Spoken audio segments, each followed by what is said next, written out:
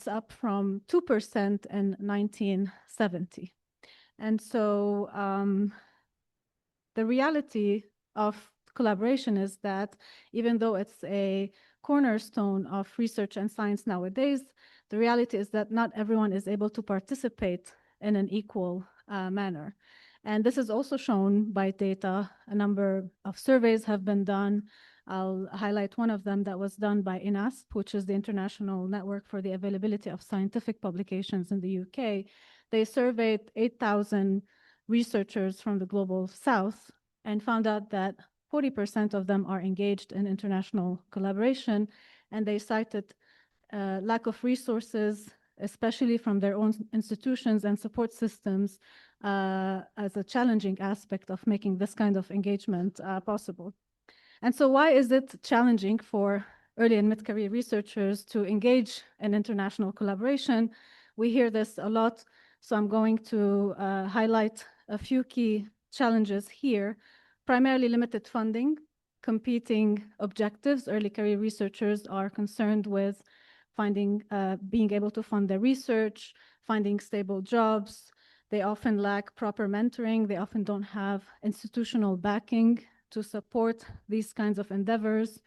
They have mobility issues, visa challenges, for example, that restrict their ability to access and actively engage in large international networks. And so these barriers end up shaping who gets to join the conversation and whose perspectives are actually missing from global science. This is where young academies, global science associations, IAP being one of them, make a huge difference because they are there to nurture early career researchers, which is crucial to ensure that we're including diverse opinions and voices in the process of discovery, as well as impact from science. And we heard that a lot yesterday in the opening ceremony from Dr. Sirajuddin, highlighting the fact that when we engaged early career researchers with senior researchers, both parties benefit. We also heard from Sandeep Sandhu in the panel, how she's from the UK Young Academy, how this the inclusion of young researchers ensures that we're able to break down silos from different disciplines and different geographies. So we know why it's important. We know it's challenging, okay? And so this is not what we're going to talk about today. We're not going to talk about challenges. We're going to shift the conversation because these are already widely recognized. And we're going to focus more on what has been done that worked well, so success stories, and what needs to be done to make things better. And so our panelists today will share with you very concrete examples, initiatives, and stories, success stories, but also they have very specific action items and requests to help make the situation better for early career researchers. And so I'm going to introduce our panelists in a minute, but I wanted to give you a sense of the panel, how it will work. This will be a conversation. So we have a few points that we would like to discuss with our panelists, and also we would like you to engage with us in that conversation. And so online, we have with us Mustafa Sharaf, who is the Executive Director of the Marie Curie Alumni Association. To my left here, first we have Stella Tsani, who's Associate Professor at the University of Athens and a Global Young Academy member.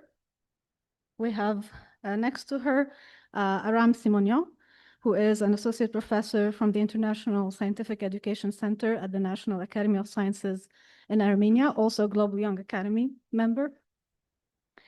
And then finally, at the end, we have Dr. Hervé Lokia, who is a neurosurgeon and assistant professor in the University of Kinshasa. He's also a founding member of the Académie des Sciences pour les Jeunes in Congo. With that, I realized that I went on directly into the panel without introducing myself. My name is Hiba Baroud. I'm an associate professor of civil and environmental engineering at Vanderbilt University, where I also serve as a deputy director for the Vanderbilt Center for Sustainability, Energy, and Climate. And I'm also a member of the Global Young Academy. So I'll go ahead and sit next to the panelists and we'll get started with the panel.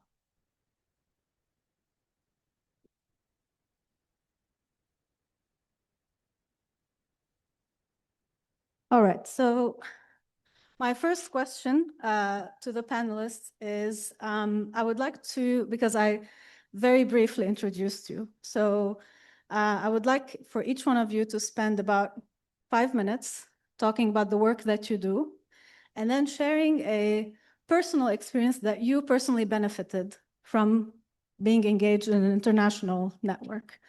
Mustafa, we have you online. We'll give you the honors first.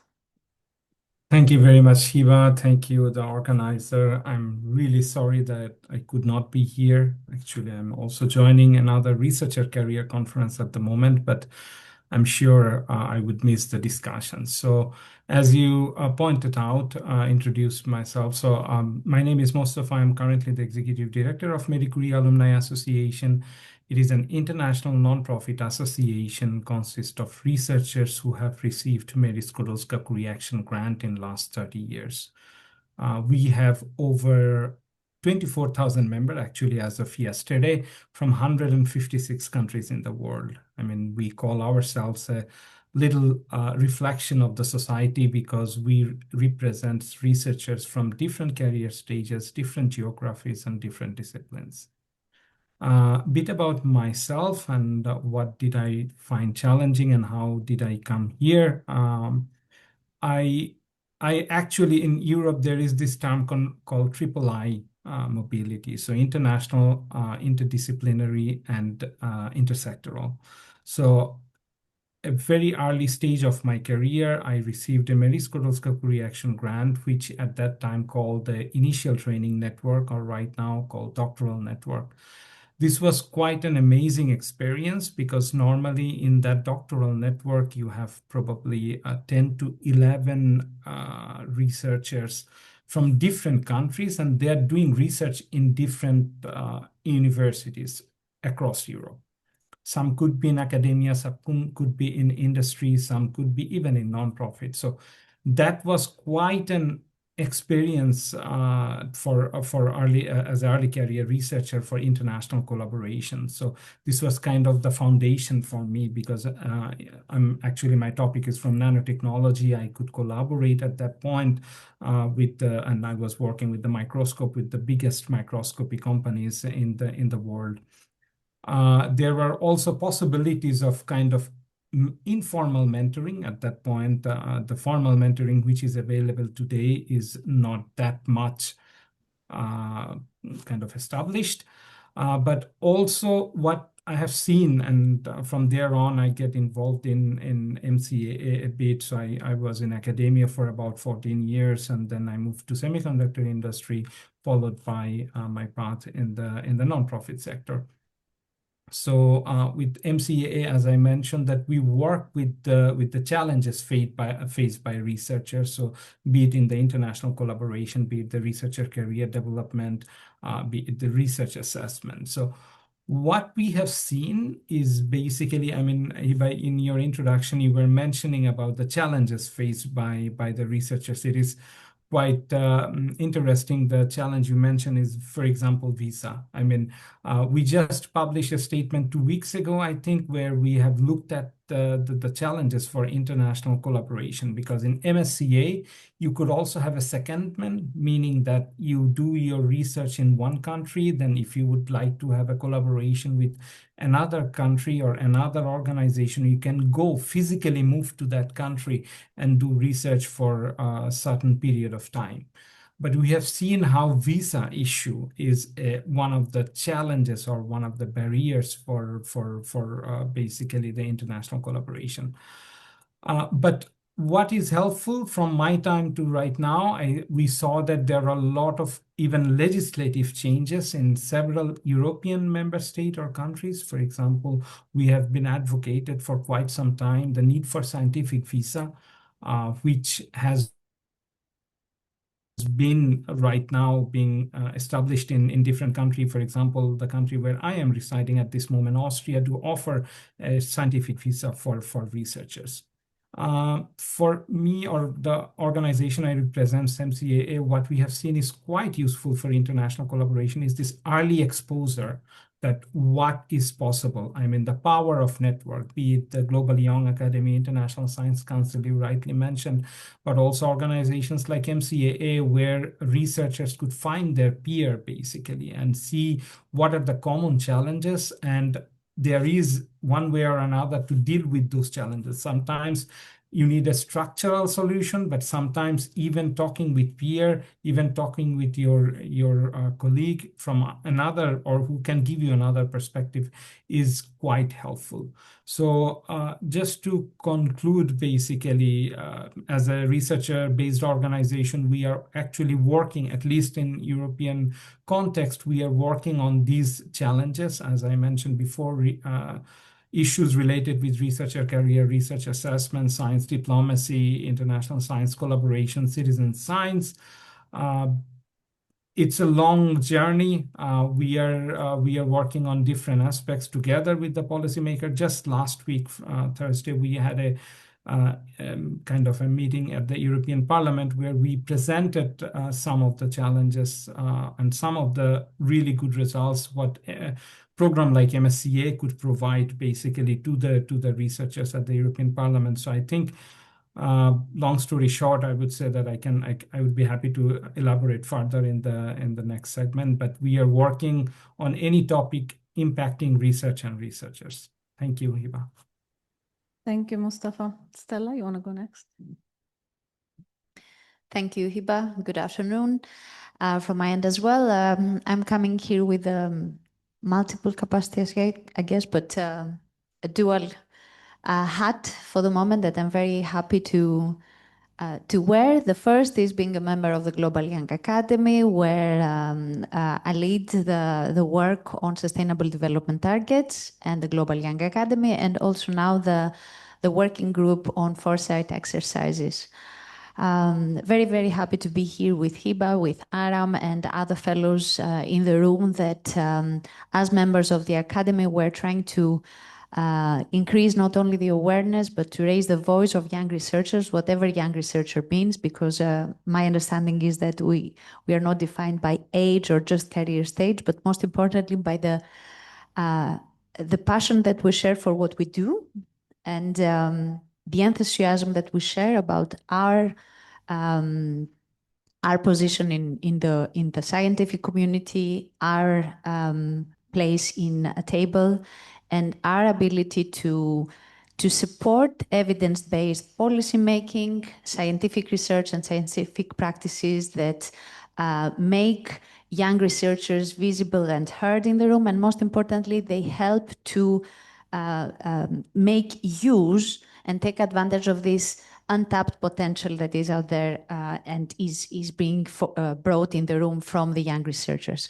My other hat that I'm about to wear on Thursday is related to to my role as an elected member of the Policy Advice Committee of the EAP, and I'm very, very happy about that, and very proud to support one more platform that is trying to bridge scientific research, young researchers with policymaking, with evidence-based policymaking. And since you referred, Hiba, to what else we do and how we spend our time, I can share with great happiness with you my engagement in different science policy interfaces. Today especially is a very special day for me, because the day started with an online seminar from the European Universities Association that it had to do about innovation and what academies can do to support this innovation and what the universities can do. Of course, focusing on the European universities, but many of the things that we do at the universities in Europe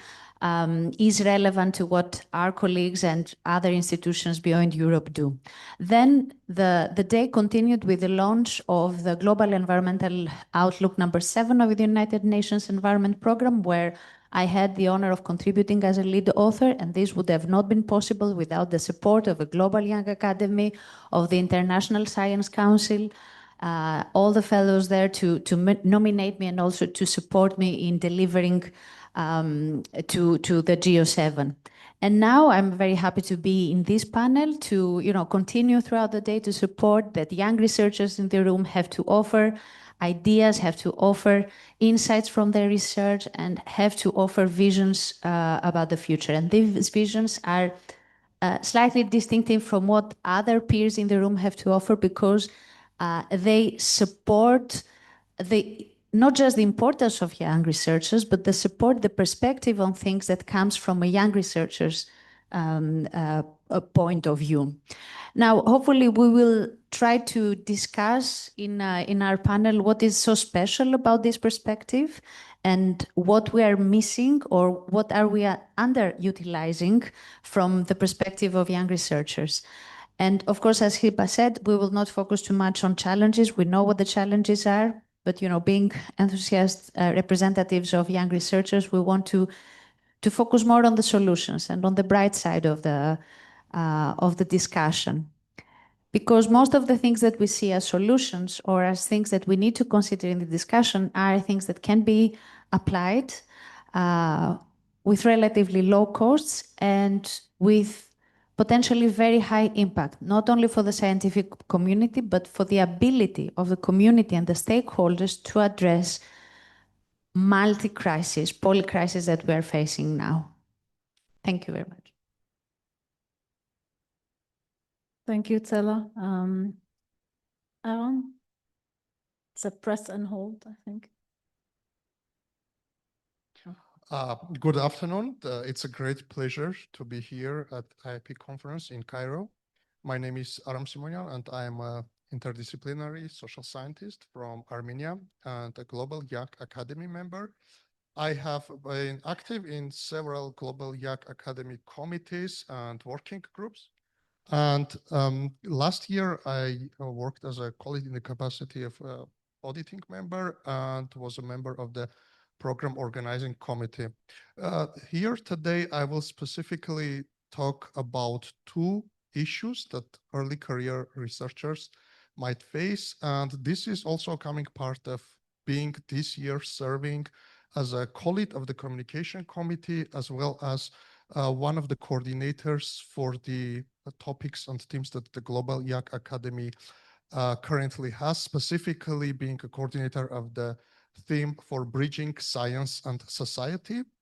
And the first thing that I would like to bring attention, as already colleague has mentioned about visa, but from another perspective, specifically, we know about the issue and hurdle, especially for participants, let's say from Global South, to obtain a visa to travel to conferences. But there is also another aspect that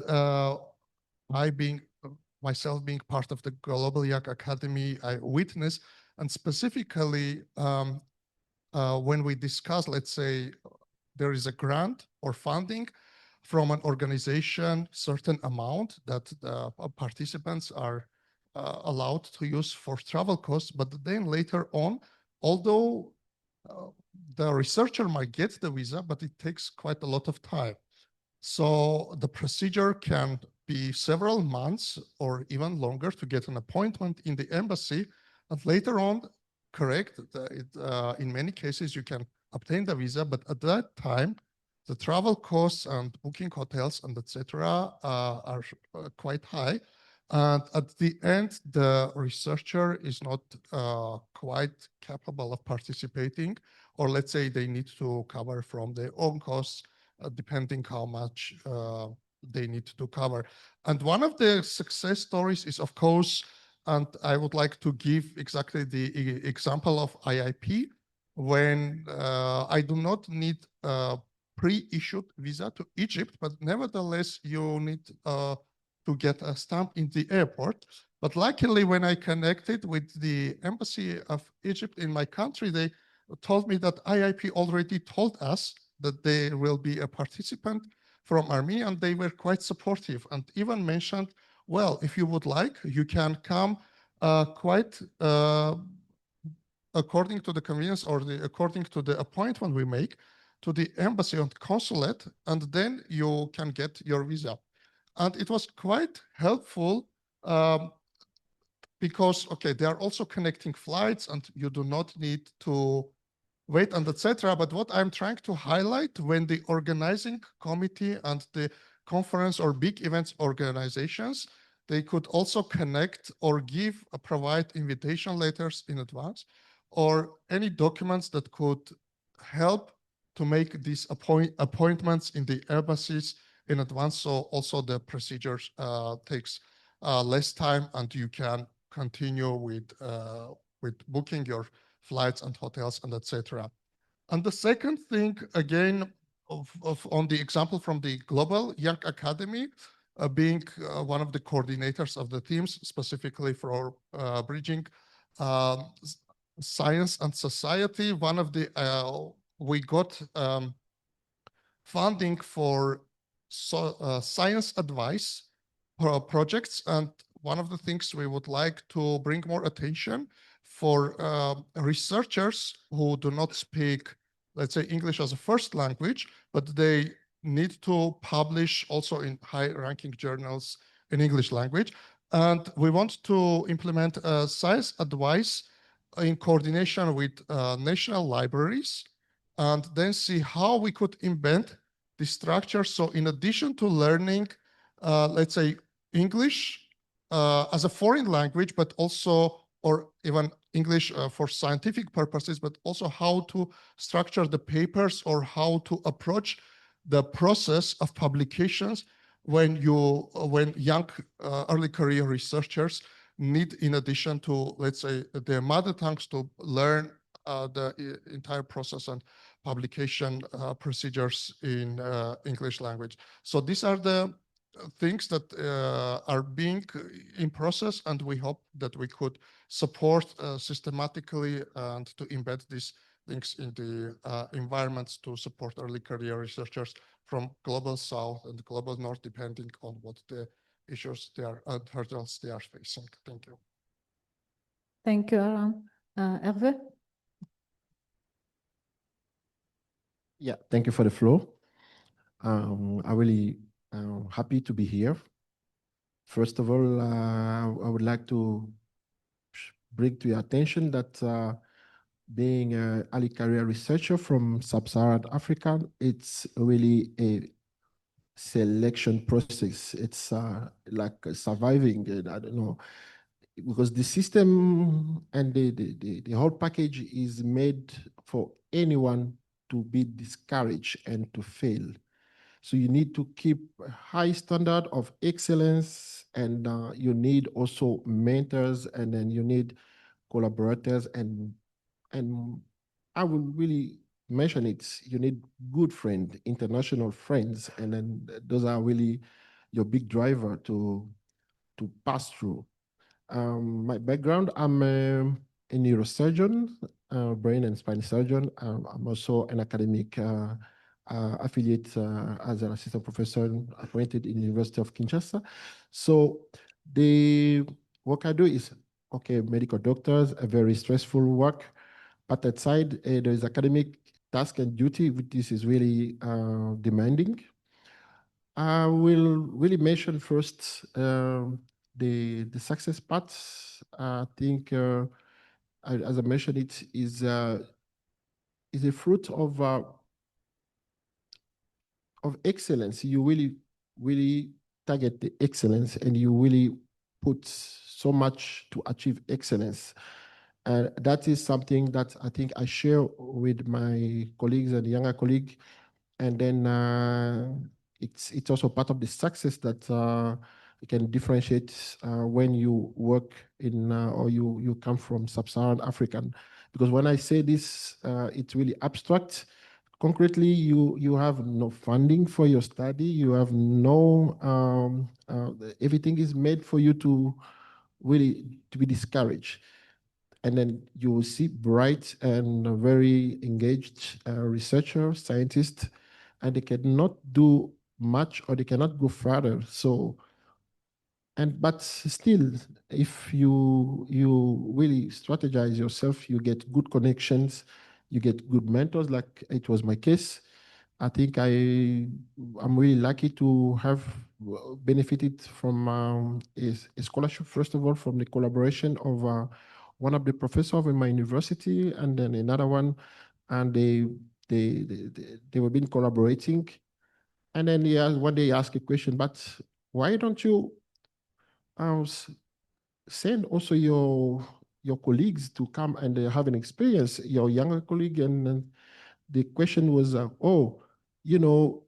before going this, the age, there are so many limitations. And from that start, I think they have a plan. They set up like a mentorship program, scholarship program to help others to bridge. And myself, I was saying, okay, I really keep positive. And it was not easy. And then later, there was a network of colleagues who went through really, really long studies and very, very difficult. We also network from the region, but also different places. We say, okay, we have to move on and helping others. And then first, like my example, we network in different corner. We decided to boost our country, DRC, so that we also create an academy of excellence. And then from there, we keep on engaging the government, engaging the society to fill up all the expertise that is missing in the country. And from my perspective is something that I really acknowledge from the international collaboration, because when you leave your system and you go and work in another system, of course, there's a lot of price. You have to learn the language, you have to learn the system. And then you realize that, oh, we deal with the same thing, but in the different fashion. And then you can say, oh, we can fix this back home. We can do this. And then you see opportunity. You see always like there is a way where no one sees opportunities. And then I think that's part of my experience as an international collaboration. I had benefited with international collaboration in the region with in many African countries, Ghana, Uganda, Tanzania, but also in the US and Belgium. So I can really contrast as a clinician what is really needed, what is missing.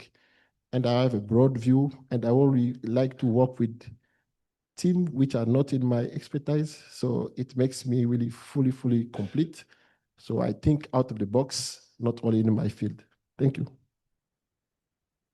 Thank you all for a great overview of the work that you do. I intentionally did not want to read your bios, and I thought it was a great way to present the multiple hats that you wear every day. And as you can tell, young researchers are not just passionate, they're very busy because they also tend to say yes to a lot of things because they want to drive change.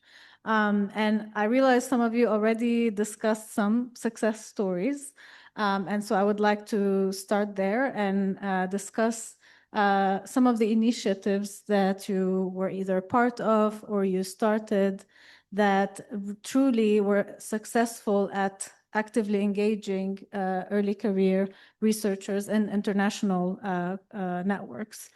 So Mustafa, we'll start with you. I know you mentioned a couple of initiatives with MCAA. I know you engaged as well with the ISC and the Young Academies. So we'll start with your thoughts on this. Yeah, thank you very much, Hiba. As you mentioned, there are a lot going on at this moment in Europe as well as around the world. I think maybe at the beginning I can tell you what you from Global Young Academy and I'm from MCA, what we did in the International Science Council.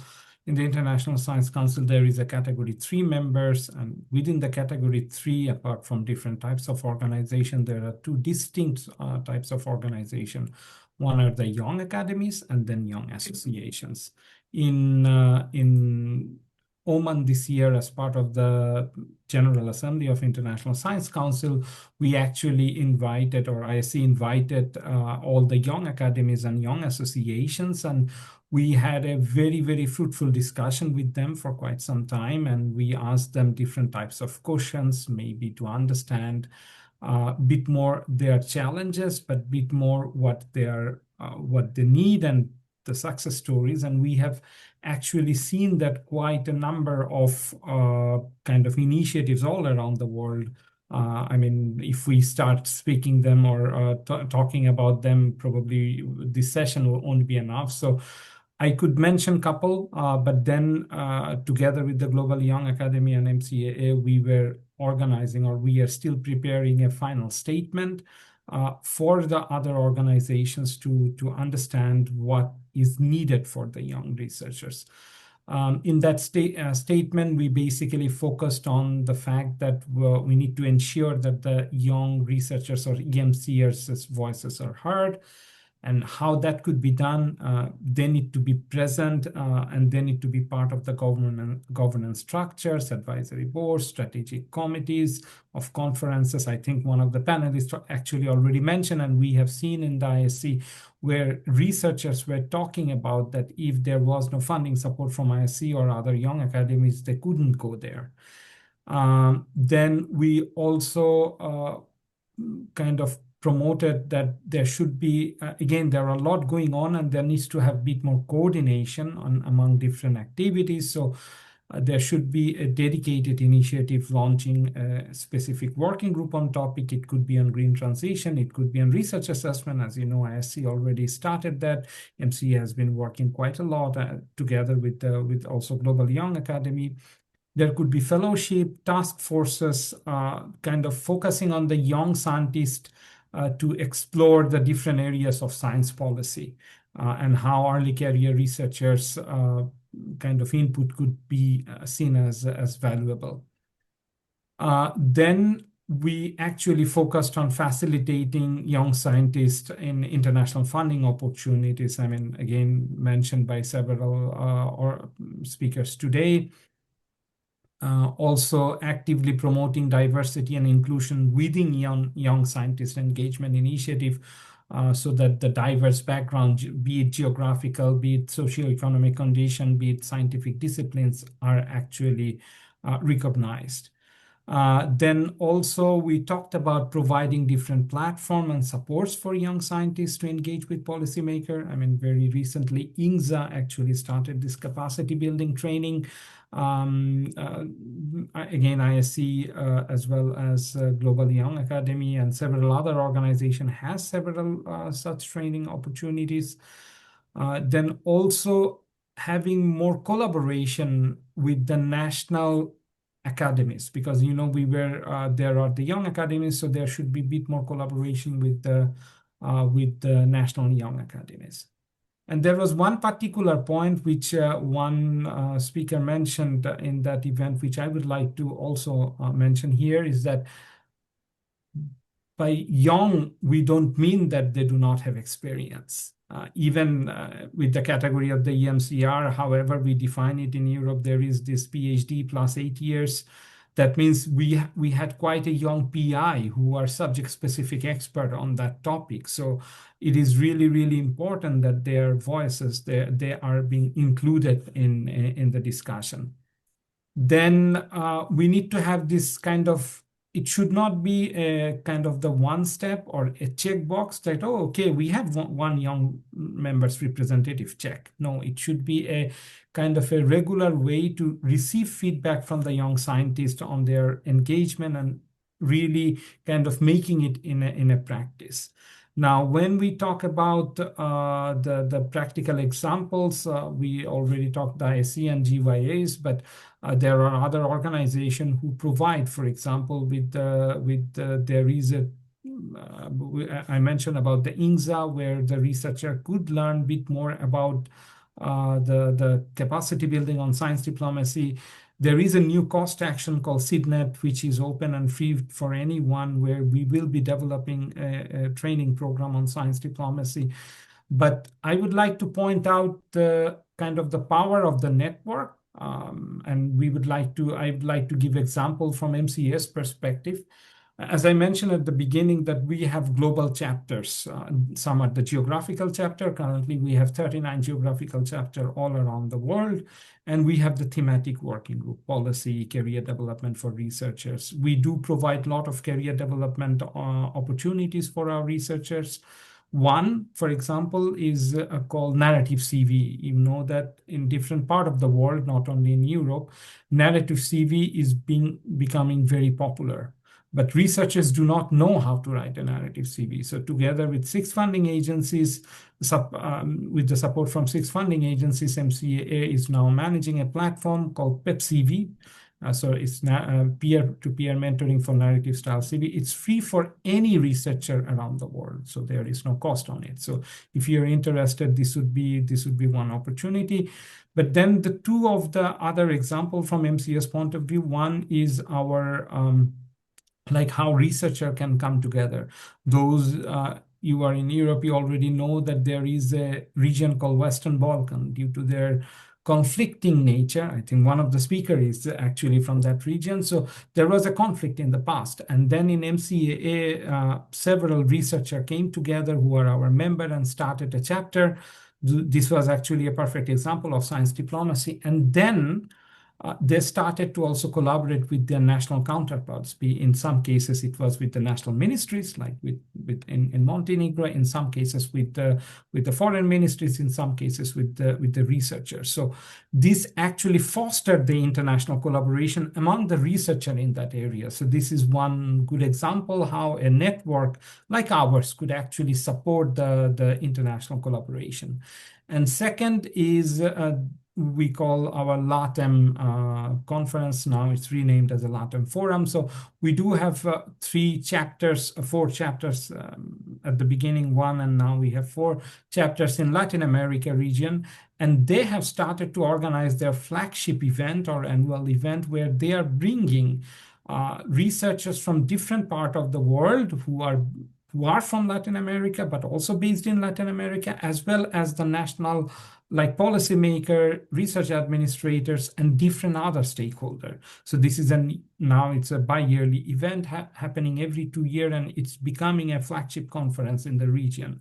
And this is kind of supporting the researchers' collaboration and international collaboration on this. So I would stop here, and I'll be happy to hear from others.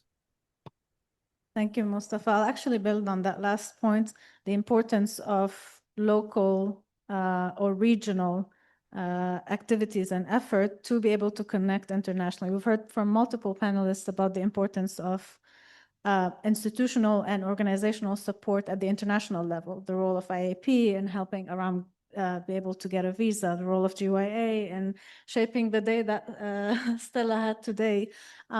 So international support is important, but it also starts at the regional level. And this is how these groups and these activities start to form. Hervé, you are the founding member of the Académie des Sciences pour les Jeunes in Congo. You mentioned some of this in your intro. Tell us more about the process of how that came about. What kind of support did you get? What kind of support did you hope to get and weren't able to? Tell us more about how that went.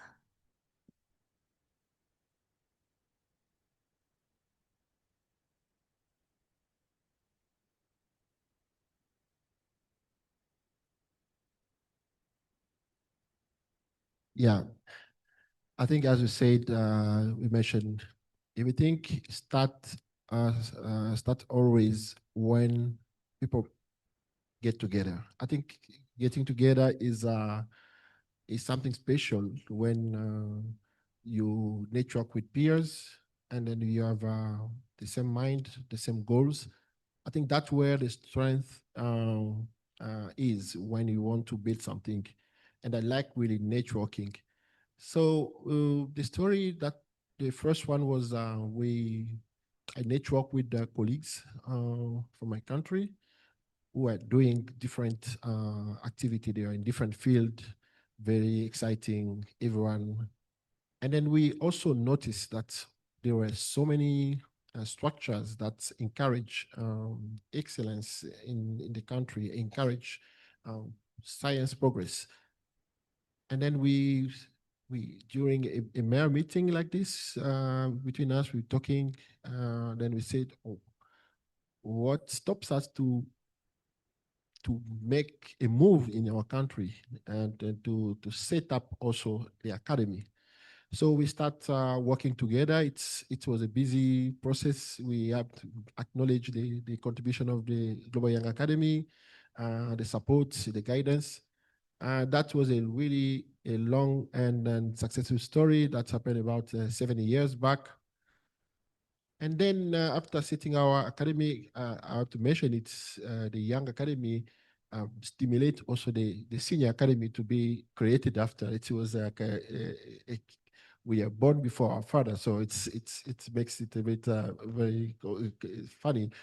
And then what's happened again is that we've been invited once by the Young Academy of Cameroon. I remember they organized a workshop, leadership workshop. Then we've been invited, and then we set up during a workshop so many young academy from Africa, and some of them they were still representative from university. And we have a very interesting network of leadership and also empowerment of the youth, and so many theoretical what we know. And then it comes out like we say, okay, we have the theory, because the big question was about the funding. We all understood like whatever we do, we need to identify the funding to move forward. Research, by the way, in sub-Saharan Africa, research is not really funded. I see many systems, the research is funded by the taxpayers. So the taxpayer funded the research, but in Africa, it's not sub-Saharan mainly. It's not the case. So it's either you have to do a competitive approach to get external funding, or you find a way within university, and then those who have grants, then you can still progress. So we said, how can we move forward in this chapter? I think it was a great meeting. Then we say that we think we need to network first between us in the sub-region, and then and set up a structure that we can exchange, and we can also have opportunity to understand, to put our challenge together, and then also to move forward. And it comes the idea, we say, oh, let's make a manifesto between us, and then call up an initiative where we create, and at the end, initiative, what we call the IASI. It was, in short, African Young Academy of Science. So we all set up and sit together and start building on this initiative, which is going very, very well.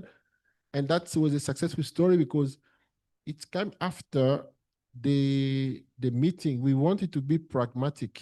We say, let's stop theory and work together. And we set up an agenda.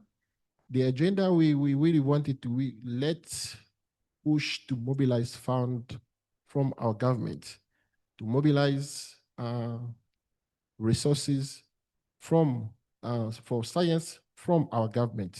This is not impossible. We should do good advocacy, and then we can move our science if we work together. And then we had support from some leaders. They appreciate the idea, and we're still working on it. And I think this is one of the way we can progress in science, networking. We have common problem, we have common challenges. We need just to work together, and we may find solution. Yes, that's what I think the way forward for solving some challenges. Thank you. Hervé. So you talked about working together because we have the same challenges. And nowadays, these challenges are becoming more complex. They're intersecting crises. We're dealing with a changing climate. We're dealing with health inequalities, with economic crisis, geopolitical issues, so on and so forth. The list goes on. And they're all interconnected, and that's often referred to as what's becoming a trending word, polycrisis. So empowering researchers is further complicated by the environment we're working with. In addition to the challenges of young scientists, they are also they're solving challenges that they are living also every day. So Stella, you work in your technical background, you work on energy transition, you work on sustainable development. Tell us more about how young researchers are actively engaging in international networks when it comes to issues of polycrisis. How do you go about engaging them when they are solving problems that they are concerned about? We saw a photo earlier of someone who will retire in 2092, right? So they are thinking about these things as they are working on them. Would love to hear your thoughts on this. Thank you so much, Hiba. I will start my answer with connecting to your previous question, like what are success examples? And then I will focus these examples in aspects related to sustainability transition and to the role of young researchers to address this polycrisis from, keeping in mind what is their expertise and what is their position and their responsibility to address these shared challenges. Within the Global Young Academy family, we have been very active in the aspects of sustainability transition, environmental sustainability, energy transition. Of course, within our group on SDGs development, we have focused very much on energy and sustainability transition, and we have been very successful in mobilizing members of the academy to contribute to top policy-making initiatives and platforms. So we have fellows contributing to the IPCC, contributing to the G7 process, contributing to the United Nations conferences and open dialogues.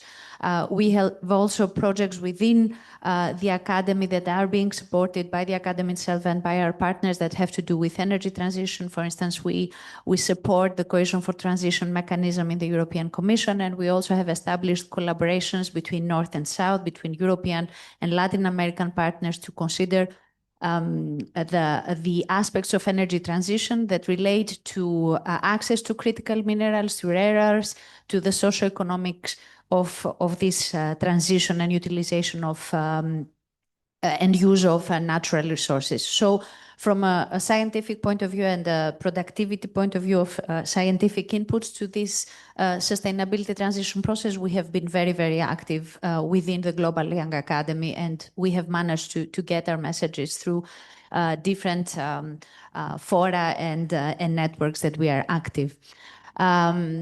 But we went beyond that.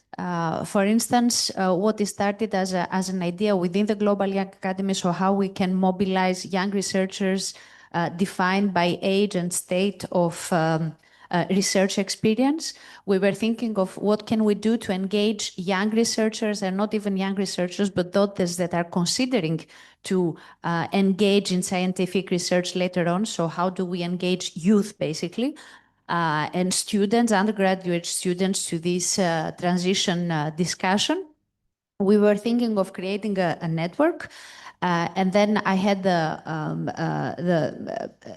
fun experience to use my own university, my own institution, the National and Kapodis Triennial University in Athens, in Greece, to set up this network. So what we did, we established the Generation Youth Energy Network, and the idea is that we engage not only young scientists and young researchers in Greece and Europe, but also youth, undergraduate students, school children in this discussion that shapes very much what they will see in the future, what they feel that impacts their future, but they also feel that they are not being considered in this discussion. So we created a platform where we engage young researchers and youth to become ambassadors of scientific knowledge and also content creators of this scientific and evidence-based discussion.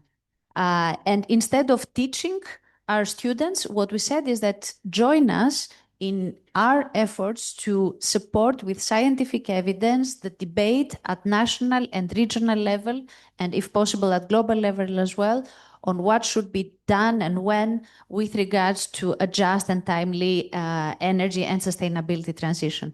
And surprisingly, this has received a lot of enthusiasm from our students and from the community. And I'm saying surprisingly because we try to establish this and to make it operational in the Greek context, where basically students are not very much familiar with taking initiatives or employing critical thinking and being vocal about their views. So it was very, very nice to see that this kind of open call to youth and young researchers is delivering results.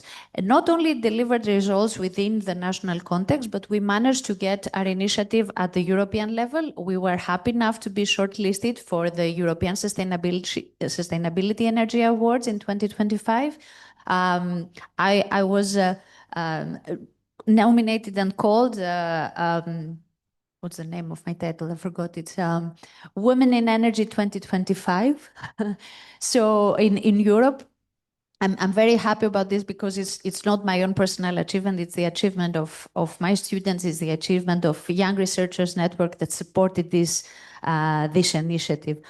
So connecting what was said earlier about successful cases and connecting it to what we do, instead of being very general, I'm proposing, or I'm calling you to have a look at this network initiative and to see how young researchers being in contact with established researchers, but also being in contact with the next generation of scientists and scientists in the making can deliver impactful results. And this can be done not only for their own personal, professional development, but also for the greater good at the institutional level, at the regional level, at the global level in the end of the day. Thank you. Thank you so much, Stella. So we've talked a lot about success stories. Now thinking forward, what do we want? What is missing? What are some things that need to be done to make it better or easier, more facilitating early career researchers to do international collaboration? Aram, you mentioned visa issues where organizations help to cross through, but you also mentioned issues of trust, and building trust takes time through international collaboration, which oftentimes early career researchers don't have. I'll turn it over to you to kind of tell us about, what do we need from senior academies, senior researchers to help empower early career researchers? Thank you. And in terms of exactly, I will get back to the question of visa and how institutions can support about mobility of early career researchers. And again, I am not talking on my behalf as an Armenian traveling to a conference, but as a member of Global Yak Academy, where we have representatives from from all continents. So we can say, and the cases are different, but also the way that we can support early career researchers in terms of mobility and participation, so they can be actionable and doable. And well, I started with the case that eventually you can get a visa and it cannot be complicated, but there are other cases where how they can facilitate the process by supporting, let's say, institutions and organizations, because again, coming from various continents and geopolitically, events are happening also in places that for some members, it's easier to travel. And you just, as myself, I needed entrance visa to Egypt or to other countries, but there are also places when people need more support. And one of the ways that GYA is doing, I would say, a great job, and how it supports when there is an event, usually you start early on, and the local organizing committee supports with this would be the documents, or this will be the procedures on how to approach and how to facilitate your obtaining a visa in the embassy.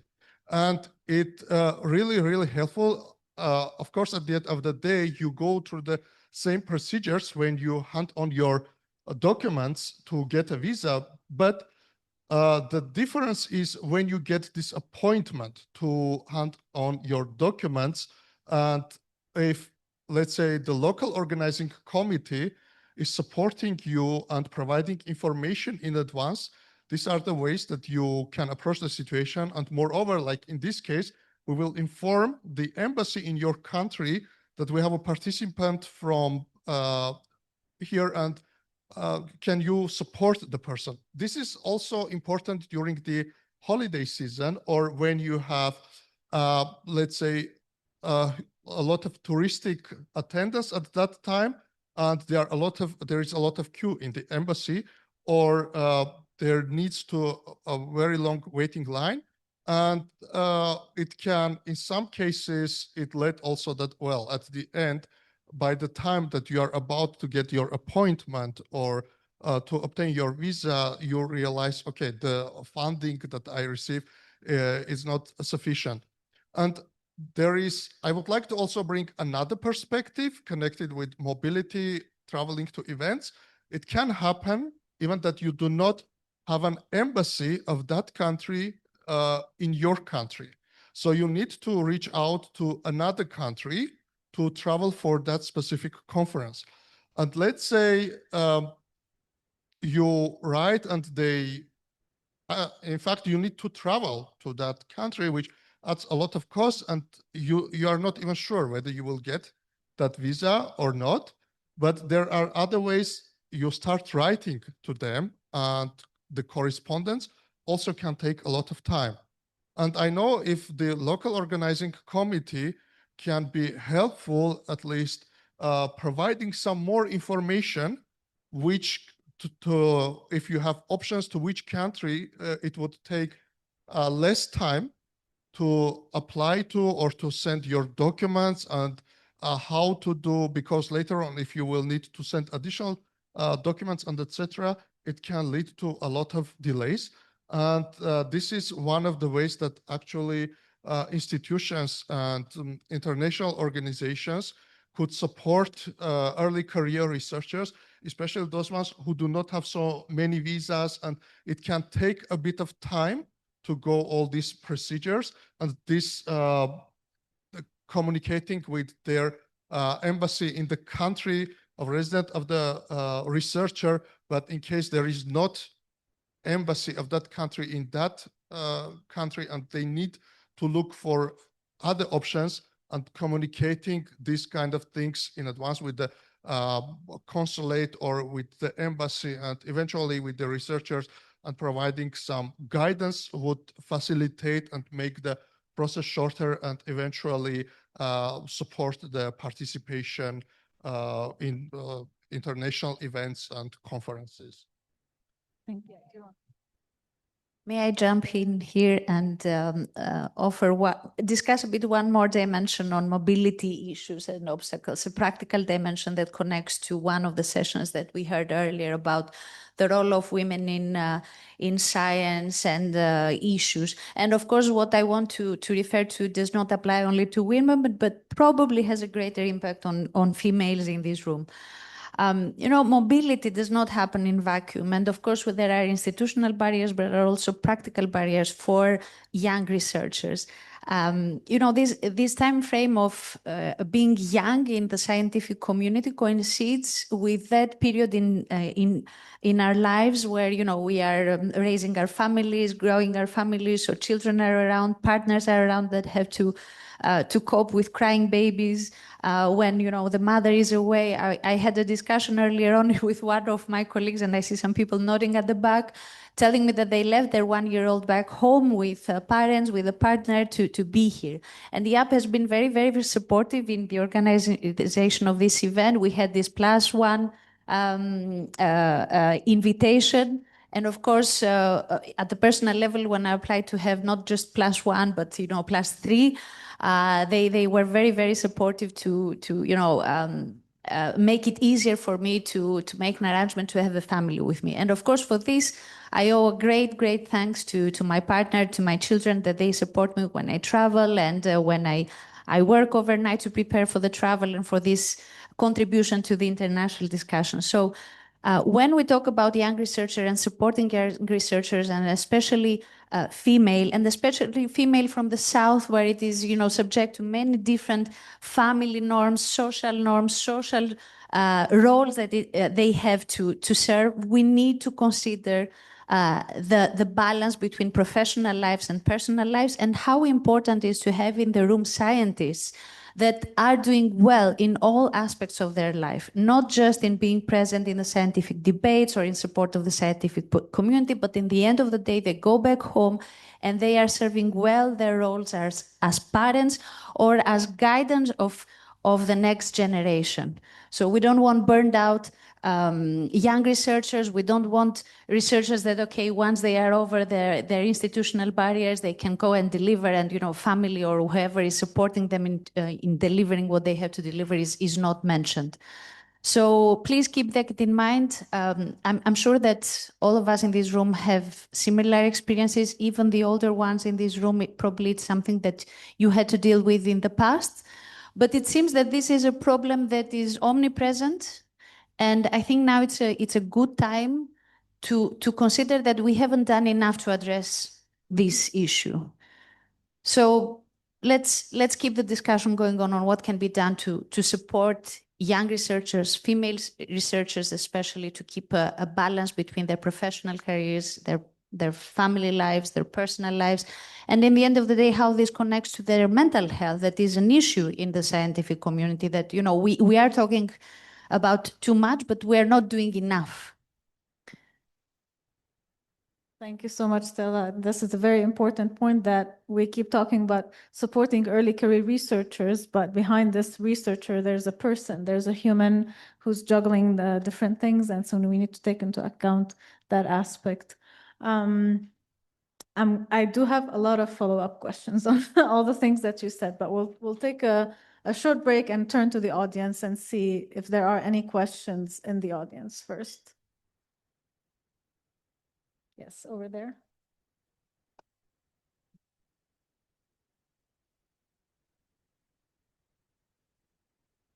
Microphone. Oh.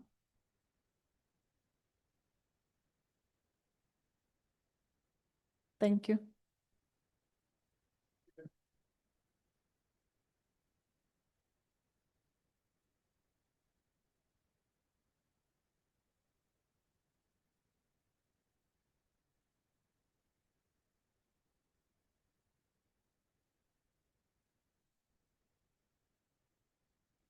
Hello, thank you very much.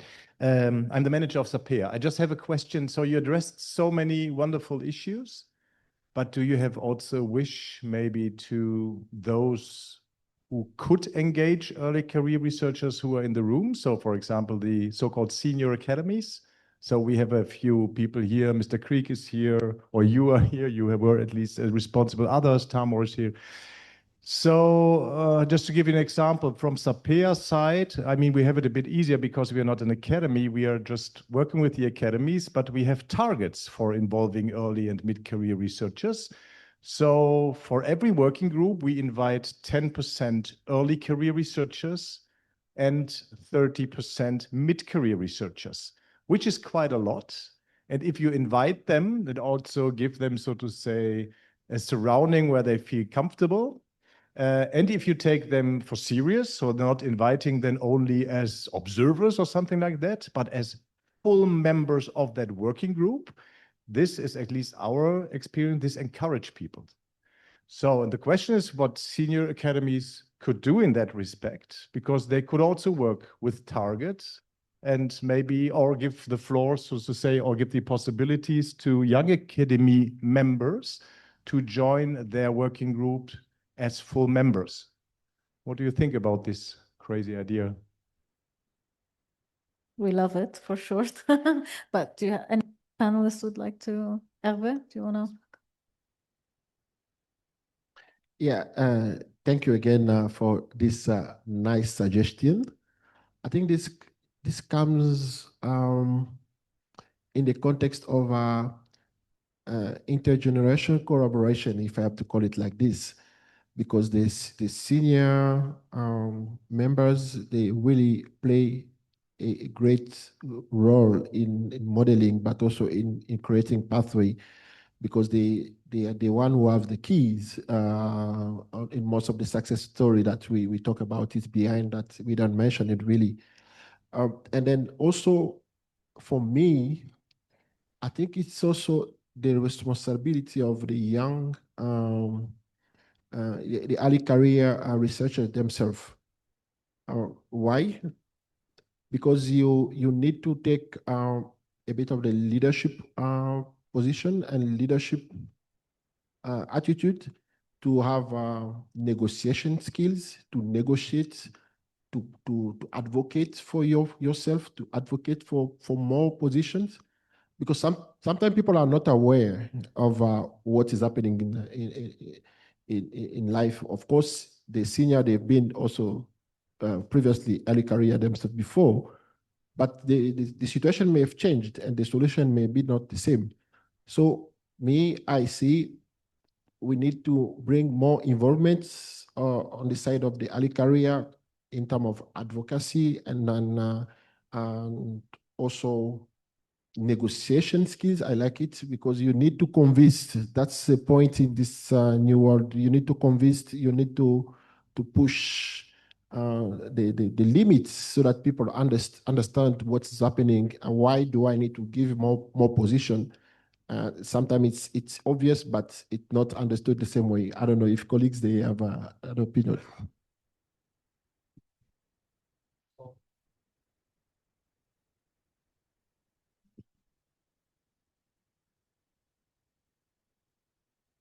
We had a couple of wonderful sessions also during this conference, and specifically during one of them, we talked about, there was a discussion about that, how the research assessment for early career researchers is shifting, let's say from publish or perish, or how many publications you have in which journals and which is the age ranking and etc., but to other criteria that are becoming more and more important. For example, social engagement, for example, collaboration with colleagues from various countries, international collaboration, leadership, reviewing journals, and many, many other criteria. And even being in academia for certain years, it's not very clear, and we need time to understand what are the requirements. And specifically, and moreover, for very early career researchers who are just getting into this field, it might be not quite clear what are the expectations from them for advancing or staying and working in academia. So one of the ways to support by senior colleagues and professors and institutionally, it would be to communicate what are the expectations at this stage. Is it, and we know, again, well, we had a publication that depending on the country or region, the expectations can vary. And here it would be that the senior colleagues support and guide the early career researchers on the requirements and clarify how they could navigate the hurdles or situations and get and find also possibilities to fulfill the requirements, not only for publication, but how you communicate your publication with broader society and to better understand the situation and in academia. Mustafa, oh, let's go. Mustafa, you had your hand up, and then we'll go to Yeah, very quickly. So first of all, I think what SAPIA is doing through YASAS is already quite great. So thank you very much for that. MC is a member of the YASAS. We know that you do include the young researchers in different committees. Specific to your question, whether you should have a percentage, yes, but I'm sure there will be some cases where even there would be more expert researchers than the minimum percentage. In that case, don't only go for the minimum percentage, give the equal opportunities. And I think fellow panelists were mentioning it's not that we are putting the early career researcher who has no idea on how to communicate science with the policymaker directly on the table. So there comes the need for capacity building. I mean, this is an overused word nowadays. Even we are calling 1 hour webinar as a training. But we really need to train researchers on, depending on their interest, if they would like to be more focused on policymaking, give advice to the policymaker, we need to provide proper training. This is absolutely important. And once they are trained, then we could send them for different, not only SAPEA, there are different other mechanisms, different other places, ISC, where we need expertise of the young researchers. Thank you. I completely agree with Mustafa. Just to add a couple of points more, as a person that is coming from many different groups that are underrepresented and often benefiting from quotas and numerical targets, whether these regard women, whether they regard south of Europe or young researchers, I can tell that when there is no map or in place and no established practice of how to engage different groups in the room, I think numerical targets are very, very important to make a head start. But we need to go beyond that. We need a practice shift, a structural shift. And for this to happen, in my view, we need also to reconsider how we assess senior researchers and senior people in the room. For young researchers, for instance, or even for senior researchers, we consider science communication as something, as a skill that has to be, nurtured, developed, and, even senior researchers have to be trained in science communication. But do we really put too much emphasis on a training that has to do with mentorship or leadership skills that older senior researchers have to develop in order to create teams that have diversity, have inclusivity at their core? So I think that senior academies need to consider this. What kind of training is offered to senior researchers to enable them to create teams that put diversity into practice? So mentorship training, leadership training, and things that now we take for granted that people and senior people have them, but in reality they learn by doing things, and what they learn and how they implement learning by doing is not always the best approach in doing things. Thank you. Thank you all. Ghada, you have a question? Thank you. I'm Ghada Bassiouni, the Provost of Saxon Egypt University for Applied Science and Technology and an alumna of the Global Young Academy. And I happen to work for the Ministry of Higher Education and Scientific Research, as well as for the Academy of Scientific Research and Technology for more than 12 years. And I can proudly actually say that the Egyptian scheme is really empowering early career researchers. For example, the Senior Academy hosts the Young Academy. This is one thing, and we have lots of funding schemes that were created especially for young scientists. For example, through the Academy, there is a funding scheme called Next Generation Scientists, and they actually fund masters and PhDs for students who are struggling with payment of experiments and analysis for their thesis. We have also created some funding schemes that are related to faculty for factory, for example, which is the relation between industry and academia. So even early career scientists who believes that his innovation can benefit the industry. For this also there is a certain funding available. And maybe we heard also today from Professor Jean Alfei, the president of the Academy, that through the EKB we have also the publication possibility, that even publications are now funded by the Academy, and encouraging young scientists also to publish in high-level international journals. So this is just like some examples of how a senior academy could empower early career researchers. Of course, maybe I should also mention that for women in science, we have lots of encouragement and funding schemes as well. So awards and things like that. So thank you. Thank you, Ada. This is maybe there's a lot of success stories and great ideas, and also feel free to chime in and share your thoughts on this. But maybe one idea as an outcome from this panel is to collect all these ideas and put them into some kind of like an online resource or report, so that senior academies that want to help and are not sure why, how to structure that support, they can get ideas from this wealth of initiatives that we have out there. Stella, you wanted to respond to? Well, I'm very happy to hear all this from an alumni of the Global Young Academy, and I'm sure that the Academy had an impact on, how to support this process or to feed with ideas. It's only positive what I'm hearing. My question is, how much we can change the mentality in contexts where seniority is considered something that,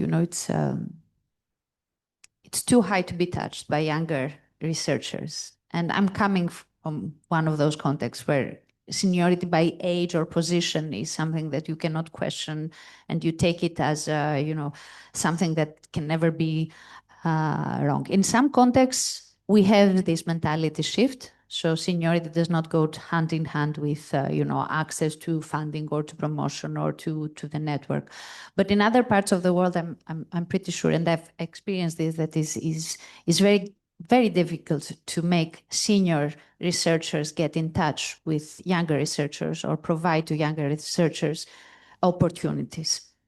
So sure, we have to identify those success cases, and we can learn from these success cases, but we have to be very, very honest. In many contexts, this is not the case. And there's a huge, a very great amount of work that has to be done from the insiders, from us, but also from the outsiders to support young researchers thrive in these environments.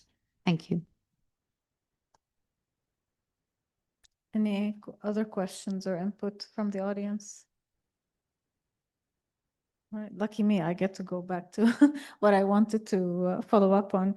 Hervé, you talked about the importance of getting together in one room and making things happen by meeting and discussing. And Mustafa, you're joining us remotely today, as several other participants and panelists at the conference. And I mean, in your case, you had a conflict, but in some cases, due to visa or mobility issues, researchers end up joining online, or due to sometimes also family issues. And so my question to the panel in general is, how do you see international collaboration happening for early career researchers in an age of digitization and leveraging technology that we have? And this technology that facilitates us getting together and crossing these barriers, but there's also the opinion that in-person interactions are not the same as remote or hybrid interactions. So I'd like to get your thoughts on kind of how this international networking happens in a digital and remote world as we think of the next few years. And it's open to all of you, but whatever you want to start. Yeah, I think I want to say something maybe against Mustafa. So being in a presence, having a presential meeting, there's a lot of benefits that I still believe that a Zoom meeting or a remote meeting for such gathering will not still be superior, or although it may be cost effective, but physical interaction, there is so much to learn. I think since I came, I'm not fixed to the time in the session, so I really made use of my time by networking, by discussing, and also having a live conversation, learning from peers during cafe, and then it's really extremely I think productive. Actually, I think I learned more from outside than in the room. It looks like for me, by having these contacts, I still believe that we need to engage more in such networking.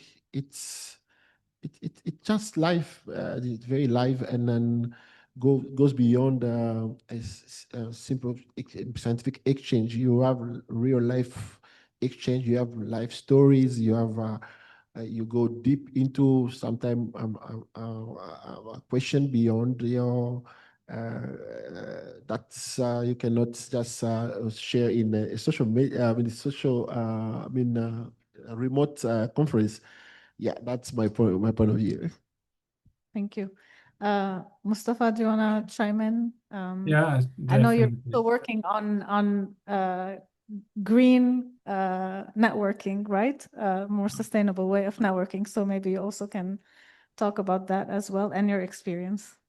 No, I mean, first of all, yes, I'm really sorry that I couldn't be there, but it doesn't mean that I'm supporting completely that we need to do everything online, because to be very honest, the digital tools are very crucial for reducing carbon footprint, for global collaboration, but they cannot be the only solution. And as one of the speaker pointed out, the human connection, I mean, is we really need to maintain this crucial human connection, which can be only fostered with in-person collaboration. This is also so hybrid is probably the way to go. But if I can also point out not only the green transition and human connections and everything, but I mean, we just had a COVID-19 pandemic, right? I mean, this shows the kind of the fatal flow of fragmented responses. As a human race, we have not agreed on any framework to kind of deal with the societal challenges. I mean, the only thing I see we learned from COVID that we haven't learned anything. I mean, we are going back to again the status quo. So we need to kind of, when we talk about the green transition, we need to kind of understand these challenges. For example, you asked me at the beginning or at one point that what can researchers do? I think first of all, for researchers, it is really important to understand how their research is contributing to the sustainability. I mean, there is a group based in UK. I think it's from Imperial College London, who did a really nice kind of simulation that how much sustainable researchers are in their own research. So I think we all need to kind of understand that how we contribute in terms of sustainability. That's point number one. Point number two is that there are really a lot of good practices, like in Mary Skłodowska-Curie Actions, there is a green charter, how you can kind of follow the green principle or European Green Deal principles into your research. But then overall, when we talk about it, we are talking about the polycrisis, and we cannot really, as a researcher, we cannot really kind of not see what is happening around the world, the geopolitical context, right? So that means that we need to engage a bit more with citizens, because at the end of the day, I believe all of us, mostly most of the research are publicly funded. So it's the public money, the citizens' money. We need to convince citizens why they need to fund researcher, why what we do is very, very important, not for now, also for future. There is a Eurostat published just a couple of months ago that €1 investment in research and innovation will come back as an €11 return on investment by 2045. And then we need to convince the policymakers, and all this kind of the format of collaboration. It cannot be only digital. We need to have an in-person event. We need to have an in-person understanding. I mean, when we talk about negotiations, it will always be the in-person one in different government. But overall, we need to remember that as a human race, I mean, we can adapt easily, but we shouldn't forget what we learned from the global crises in the past, not only the COVID, but also in the past century, and how, as a researcher, as a community of researcher or policymaker, or overall, how we should tackle those challenges, because we like it or not. And when the environmental sustainability will hit, it's not that it will only hit one part of the world. So we need to be aware, and we need to have a common agreement how we will deal with that. Thank you, Hiba. Thank you, Mustafa. Anyone? Yeah, go ahead. Okay, all of them. So we'll start at that's the first. Yeah, I think one point that Mustafa has mentioned, convincing the policymakers, I think this is something where researchers, in general, they don't know how to do that. Especially the politician, they don't understand our language. The politician don't understand whatever we bring as evidence. We have to have a good communication skills to them, to make them really understood what the problem. I just give an example. We've been advocating for a neurological center for emergency in Congo. And then everyone thinks, no, so it's not really urgent. So how do I do it in a very simple way? I just tell some politician, if you get a stroke now, you don't have time to fly. And now, if there is no intervention for you, so there is no other option for you.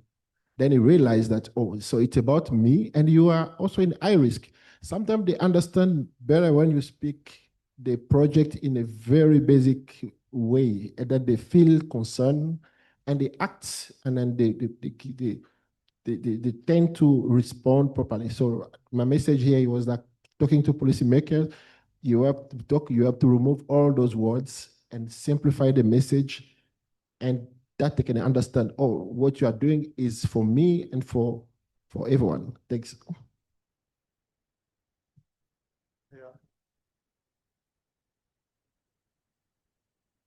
No. Can I jump in while you are connecting? Okay, two comments here. The first has to do with whether politicians understand the problem or not. I think here they understand, but probably they have another more pressing problem to solve, and that is being re-elected. So I'm not really sure whether they don't understand or whether they have different priorities from the scientific community sometimes.